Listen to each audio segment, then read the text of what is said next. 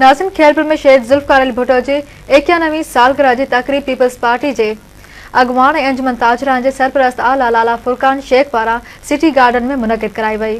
तफ़सीलन लाइ पेश आहे वकार मंगी जी ही रिपोर्ट। शहीद ज़ुल्फ़िकार अली भुट्टो जी अॼु 91 सालगिरह जी तक़रीब सिटी गार्डन में अंजुमन ताजरान जे सरपरस्त आला लाला फुरकान तरफ़ां कोठाई वई आहे। तक़रीब में पीपल्स पार्टी जे अॻुवाननि अंजुमन ताजरान जे अॻुवाननि शिरकत कई आहे। उन में सालगिरह जो केक भी काटियो वियो आहे। अचो त अंजुमन ताजरान जे अॻुवाननि पीपल्स पार्टी जे अॻुवाननि सां ॻाल्हि ॿोल कंदासीं जेका अॼु शहीद ज़ुल्फ़िकार अली भुट्टो जी 91 सालगिरह उन्हनि जो छा चवणु आहे। ज़ुल्फ़िकार अली भुट्टो एशिया जो न बल्कि पूरी दुनिया जो लीडर हो ऐं असांजो हू क़ाइद आहे। अॼु उन जी 91वीं वर्सी आहे, पंहिंजी डेट ऑफ बर्थ आहे ऐं असांजे लाइ वॾो हिकिड़ो ख़ुशी जो ॾींहुं आहे छो जो पीपल्स पार्टी जो बुनियाद शहीद ज़ुल्फ़िकार अली भुट्टो विधो ऐं पाकिस्तान जी जमहूरियत जो जेको बाब आहे उन जे नाले सां उनखे सॾियो वेंदो आहे।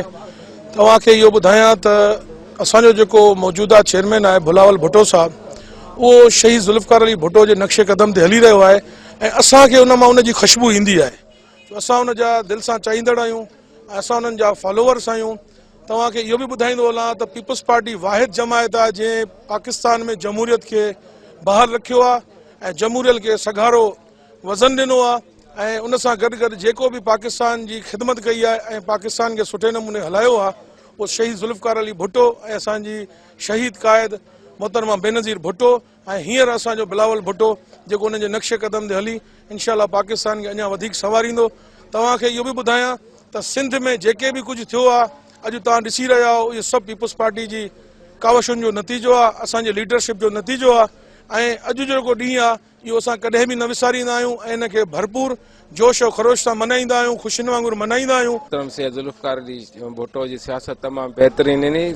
साईं ज़ुल्फ़िकार अली भुट्टो अवाम खे वॾो शौर ॾिनो ऐं माण्हुनि खे जेको आहे सो बहितरीन तालीम बि ॾिनी ऐं बहितरीन शौर ॾिनो। सियासत माण्हुनि खे जेका ज़ुल्फ़िकार अली भुट्टे सेखारी त सियासत कीअं थींदी आहे। रहमान रहीम अॼु दुनिया में पाकिस्तान त पर दुनिया में अहिड़ो लीडर कोन अची सघंदो, न आयो आहे न ईंदो ई।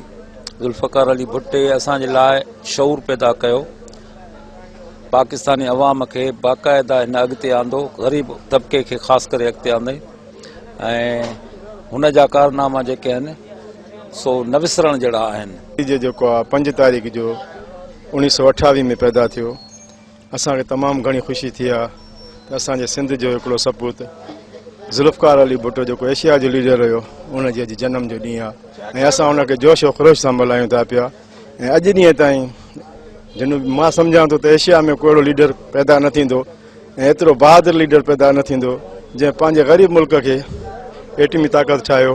ज़ुल्फ़िकार अली भुट्टो शहीद तमामु दुनिया जो अज़ीम लीडर हुयो जंहिं तमामु ग़रीब मज़दूर हारी तबिके अॻिते आंदो ऐं सचा वारी सियासत कंदो हुयो ऐं पंहिंजे मुल्क जे ख़ातिर जान जो नज़रानो ॾेई हिकिड़ो नालो रोशन कयो।